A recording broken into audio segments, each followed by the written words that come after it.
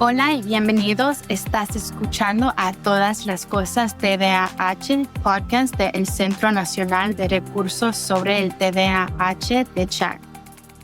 Hola, bienvenidos de nuevo a esta serie especial de Todas las Cosas TDAH que estamos haciendo en colaboración con El Futuro. Si no han escuchado el episodio anterior sobre Mayra y Shirley, se los súper recomiendo. Hoy seguimos con dos mamás muy valientes, Judith y Sairi. Judith es madre soltera y de Honduras.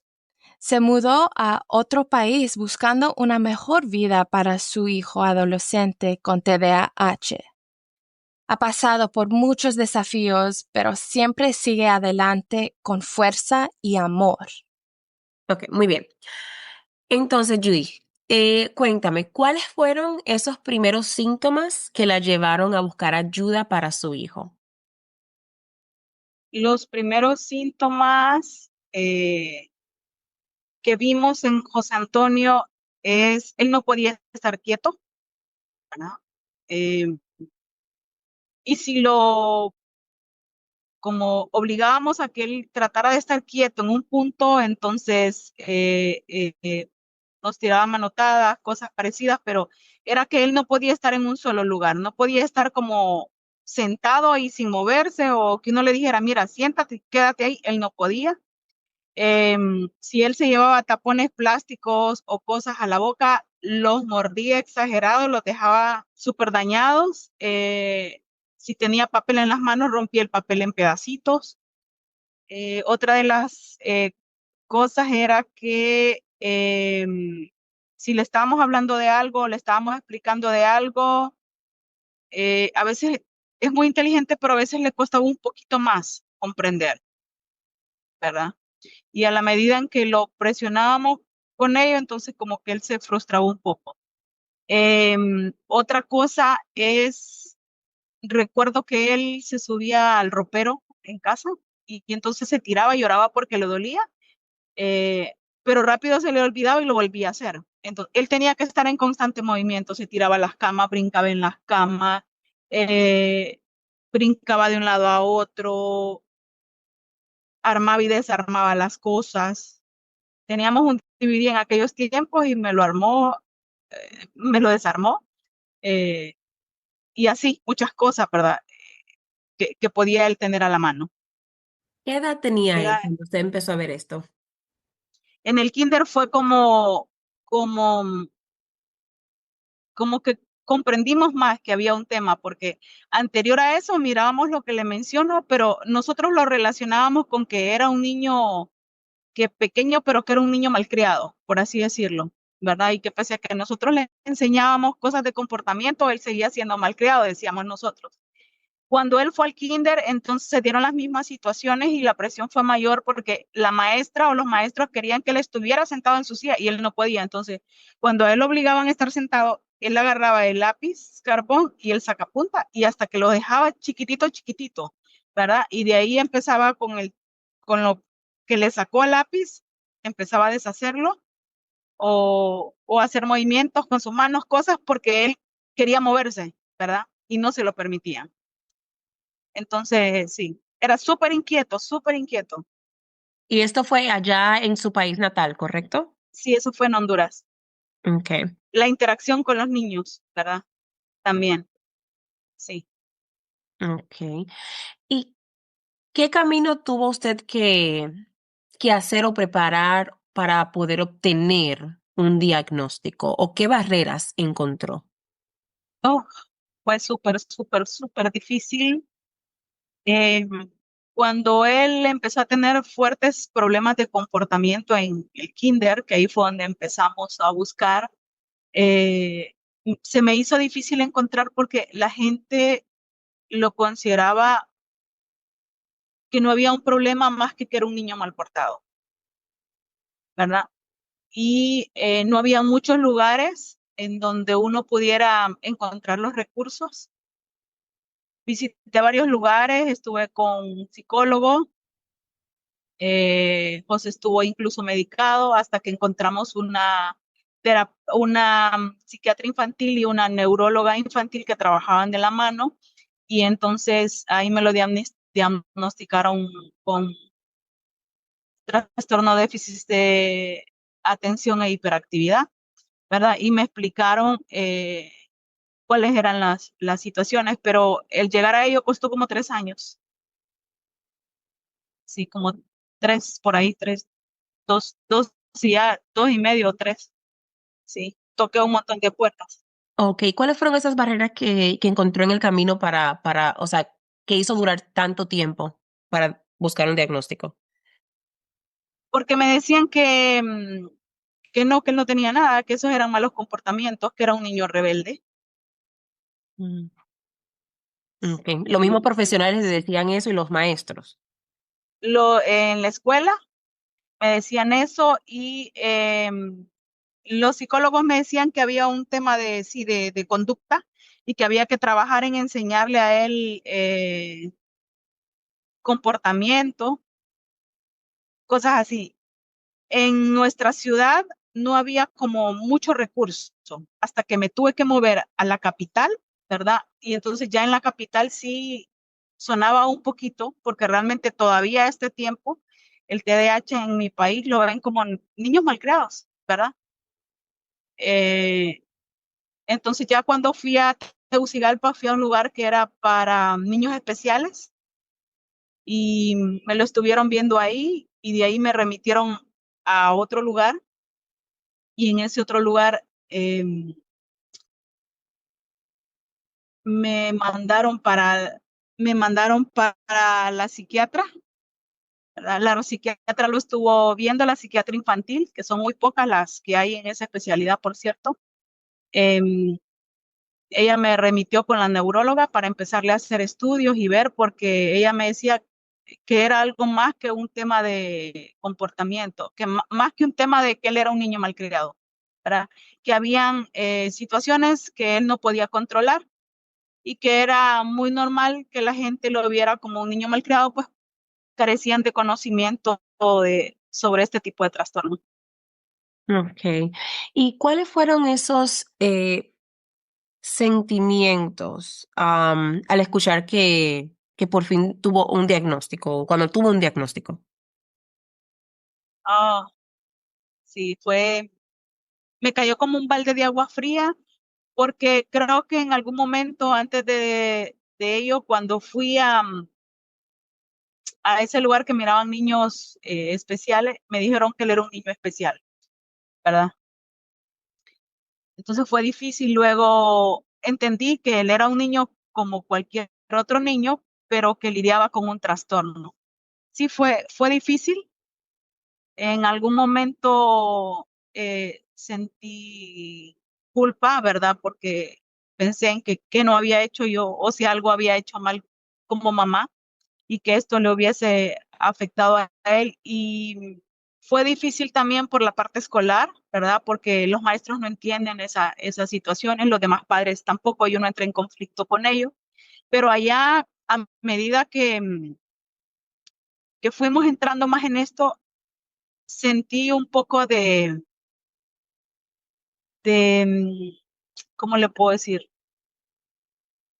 Como luz en el camino de poder entender qué era lo que realmente pasaba con José Antonio, ¿verdad? Sí. Y al recibir el diagnóstico y tener esos sentimientos, ¿qué tipo de apoyo usted siente que recibió de los profesionales? De Ya sea entrada me para dijeron que, usted, perdón, ya sea para usted o para José Antonio directamente.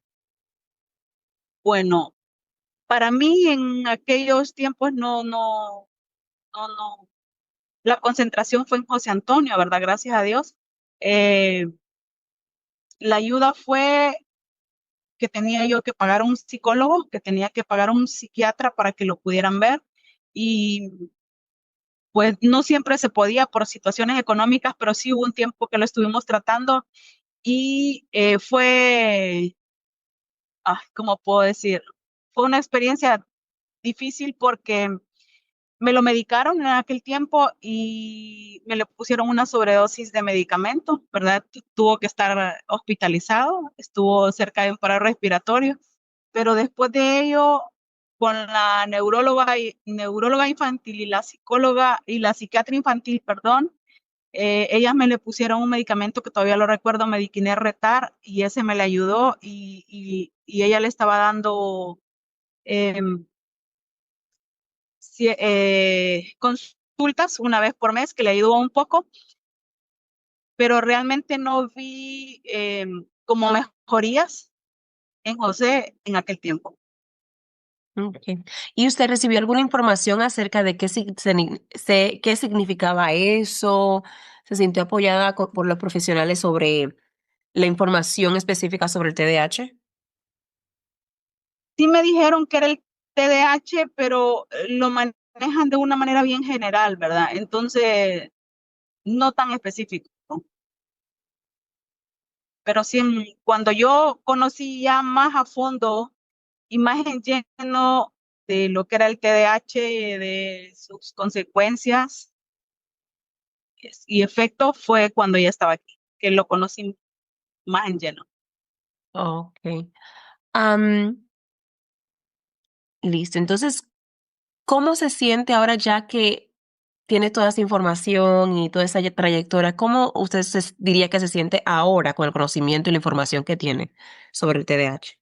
Bueno, en primera me siento bien porque, bueno, José sigue estando con determinado trastorno, ¿verdad? Pero hoy puedo entender qué es lo que pasa con él, hoy puedo entender qué es lo que está pasando y asimismo ayudarlo. Así es. Quisiera añadir algo Así es. más. Esas son todas las preguntas que tengo. ¿Tiene alguna otra cosa que quisiera añadir? Que ellos, los jóvenes, hoy en día creo que hay muchos jóvenes que pasan por estas situaciones y que pasan desapercibidos, ¿verdad? Eh, en el caso de mi hijo y el entorno en el que se relaciona, eh, he podido verlo. El haber pasado estas experiencias me ha enseñado a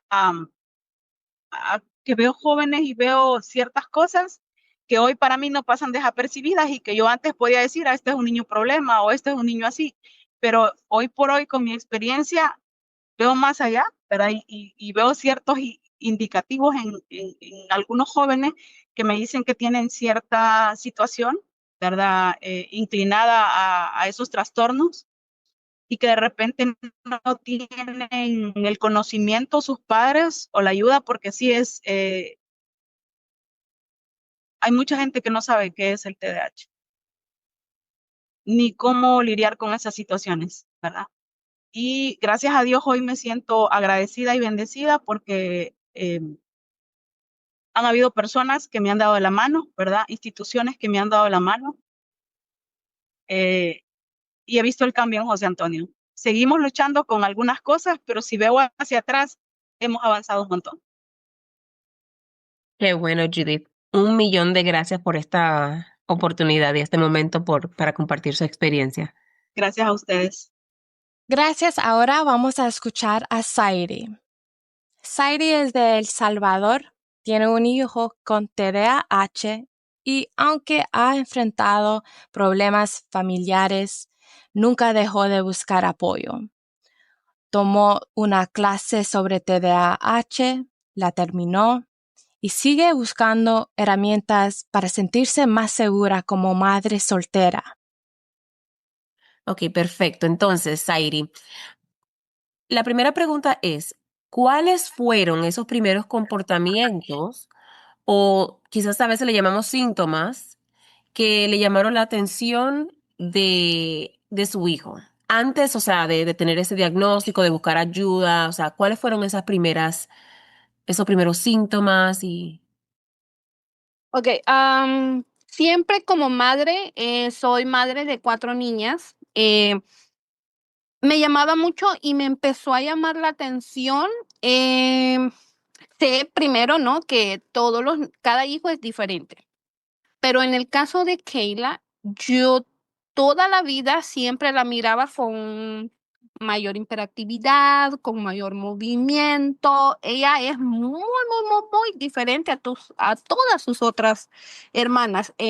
Cuando ya ella ingresó a la escuela, en el grado de kinder, no había día que su maestra no me mandara un mensaje, casi todos los días, que Keila no prestaba atención, Keila no escuchaba, Keila hacía todo menos prestar atención.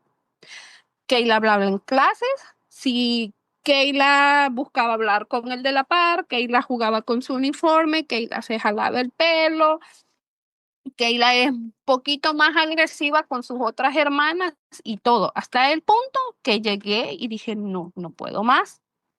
Y hablé con su pediatra de cabecera y ahí fue que le dije yo a la pediatra, no más, mira, Keila es así y todo, entonces, y ya fue que ya entramos como un poquito más a descubrir qué era lo que realmente tenía Keila, porque era muy diferente a sus otras hermanas.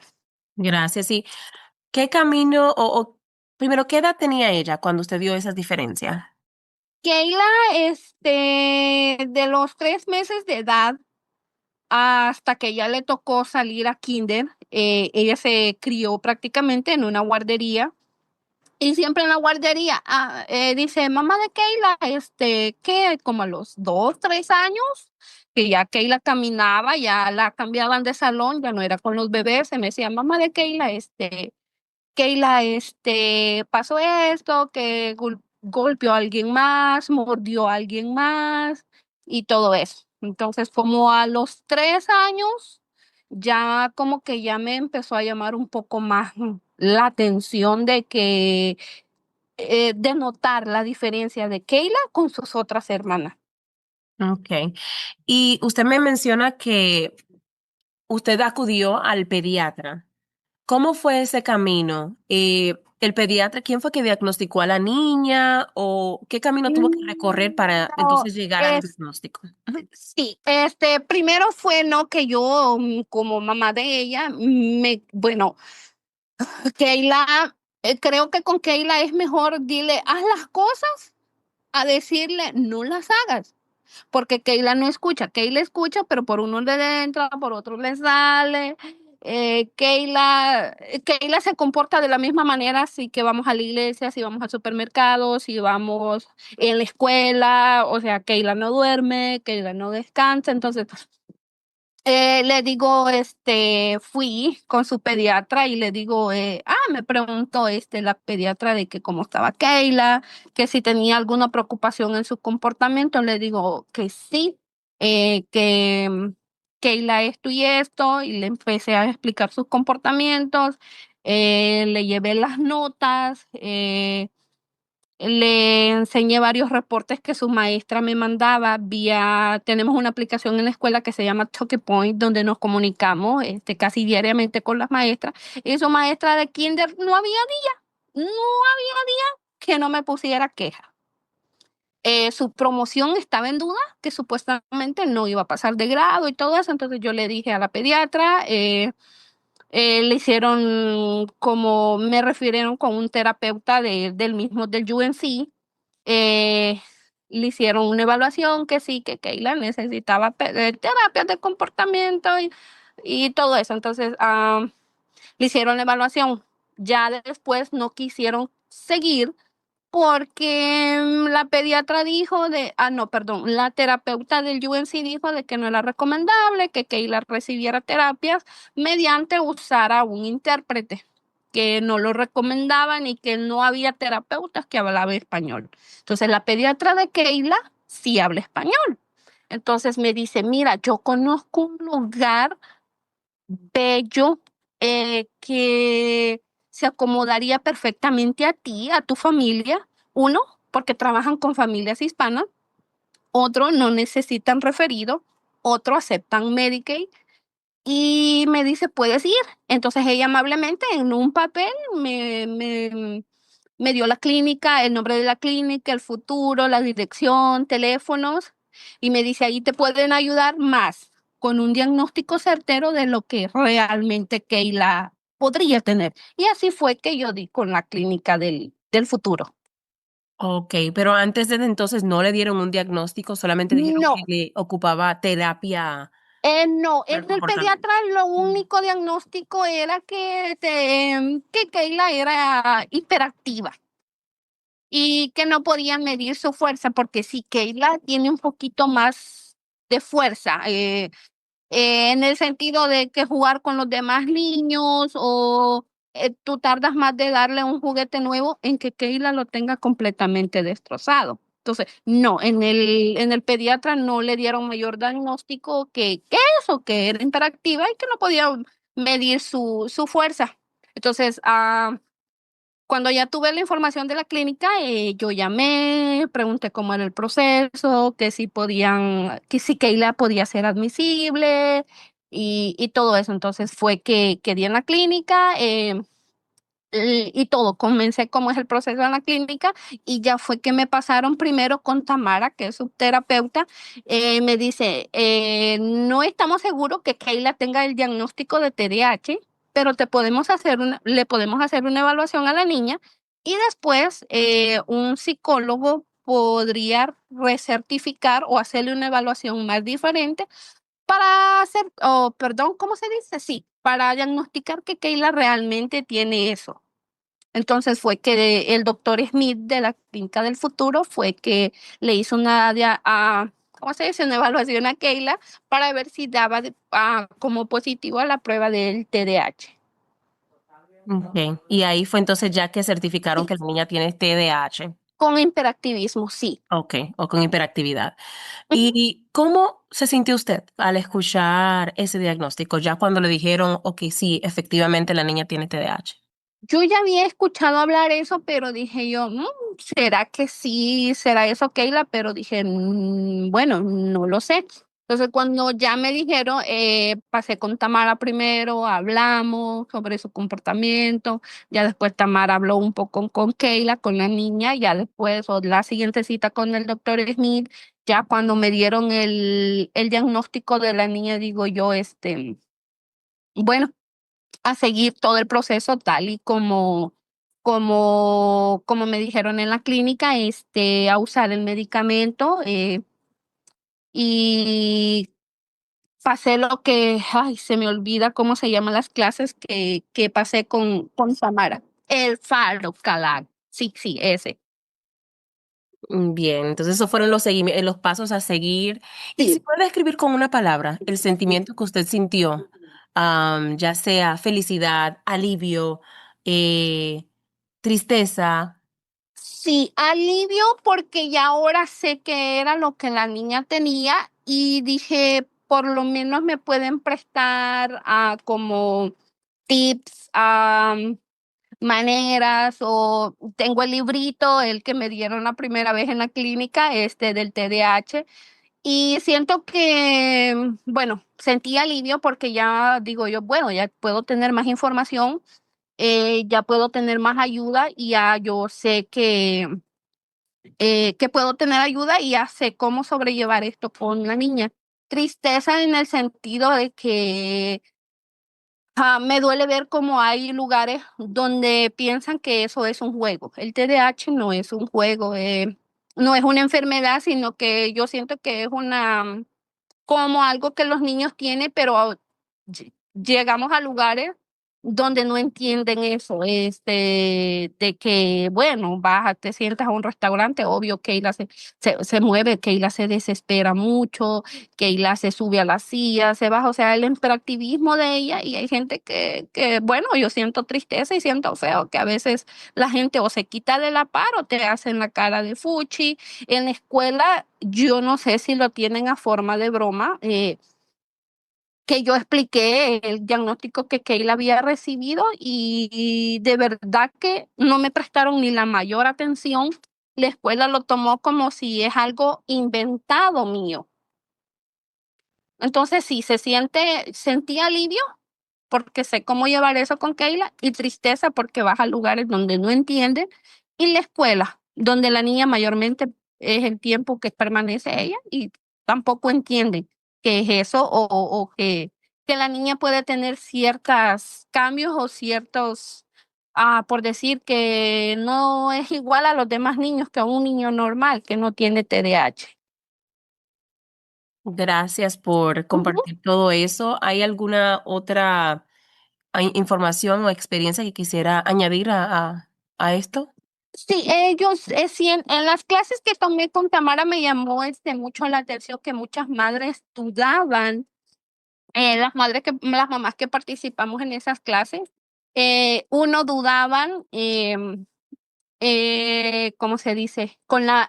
Si usar o no usar el medicamento cuando ya el niño recibe el diagnóstico que sí tiene TDAH. Muchas mamás compartían en las clases de que ellas pensaban que usar un medicamento controlado y adecuado al niño podría ser adictivo, que prácticamente, ay, no, yo no quiero eso porque mi hijo va a andar dopado, va a andar somnoliento, o sea, que va a andar como zombie, que yo tengo miedo, que se puede hacer adicción. No, el medicamento, por lo menos yo con Keila, siento que no es adictivo, o sea, no lo veo adictivo. Muchas mamás piensan que el niño puede empeorar usando el medicamento. No, yo como mamá me siento muy conforme con el medicamento y la cantidad que el doctor Smith le está recetando, por decirlo así, a Keila, porque me ha ayudado mucho. Tanto que Keila, de llevar sus notas en la escuela C, las más bajas, ahora Keila se graduó, perdón, se terminó su año escolar siendo el cuadro de honor A y B. Keila cambió muchísimo en la escuela, prestaba más atención, eh, muchas cosas. Y como mamá yo siento que el medicamento no es adictivo. No es algo que va a andar a los niños dopados porque la niña anda en sus 5 sentidos, la niña anda bien, solo es algo que a ellos les ayuda a mantenerlos un poquito quietos, a controlar los movimientos, o sea, no, bueno, yo como mamá siento que eso no es adictivo y yo me siento muy confiable de que Keila use ese medicamento. Bueno, wow, me hace feliz escuchar todas esas palabras, de Sí, verdad que sí, de que ha visto un muchísimo. cambio. Bueno, gracias, Airi, por tu tiempo y Con por mucho responder estas gusto. preguntas. Estas historias nos recuerdan la fuerza que tienen tantas mamás en nuestras comunidades. Gracias por escucharlas con el corazón abierto. La próxima semana seguimos con otra entrega. 2 nuevas voces, 2 nuevas historias que también merecen ser escuchadas. Nos vemos pronto. Gracias por escuchar a un otro episodio del A Todas las Cosas TDAH, podcast del Centro Nacional de Recursos sobre el TDAH de CHADD.